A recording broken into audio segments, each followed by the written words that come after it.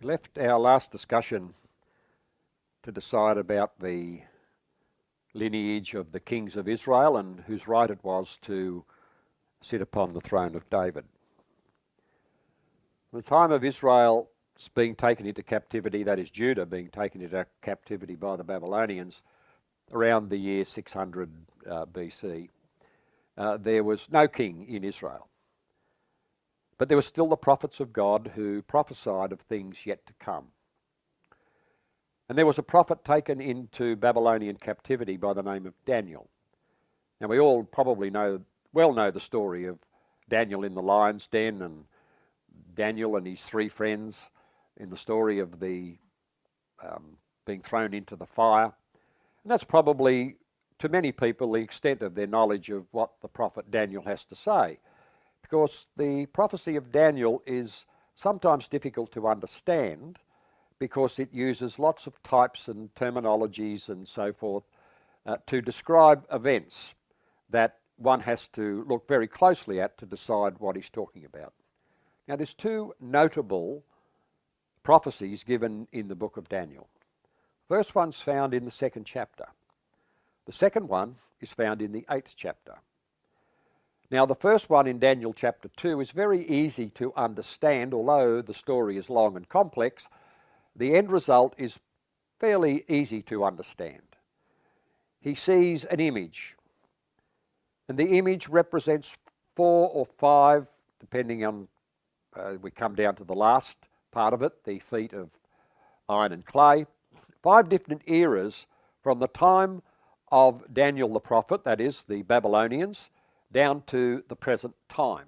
It's not my duty here to explain all of what it says in those chapters, but in effect the image is smitten on the feet by a stone, and the stone then grinds the image to powder. The image then becomes like dust, and the wind comes along and blows it all away. And the little stone then becomes a great mountain and fills the whole world. One might question, well, what's all this about? So we go to the end of the chapter and we find that Daniel, through the Spirit of God given to him, was able to interpret the dream and to give the explanation thereof. And he says that the different metals represent 5 different kinds of kingdoms.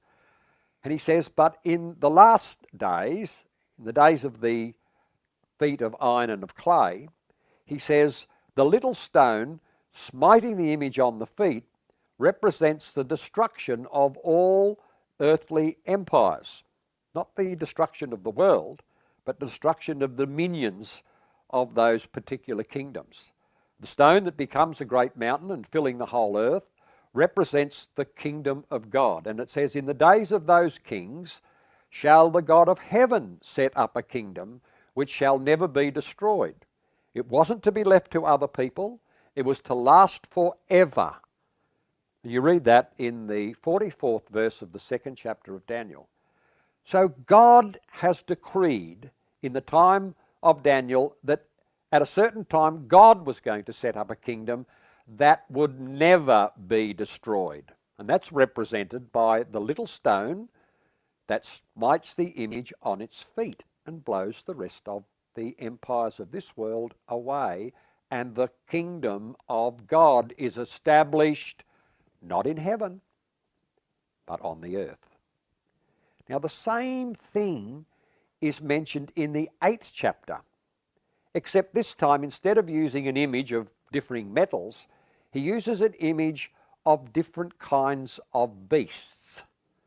There's a leopard and there's a bear and there's a lion and then there's this crocodile-like creature with very, very strange features about it. And they represent the same kind of thing. 4 different kinds of empires: Babylonian, Medo-Persian, Grecian and Roman. And then he says that the time will come when these 4 beasts their dominion was to be taken away from them. And he says there in the 8th chapter that the time came for the saints to possess the kingdom, because the God of heaven is going to set up a kingdom. Where? Not in heaven, but on the earth. And he says that the dominion, all the dominion under heaven, will be given to the saints of the Most High, and they will possess the kingdom forever. Now again, here's marvellous promises that God has made. The saints will possess the dominion under the heavens, not in the heavens. They will possess the kingdom of God on earth, and it's the saints who possess it, not everybody. Now, isn't that amazing that it ties up so closely with the promises that were made unto Abraham? It involves the same land, it involves the same people, it involves the same kind of promise, an everlasting kingdom. So when was the kingdom going to be established? That is the subject of our next discussion.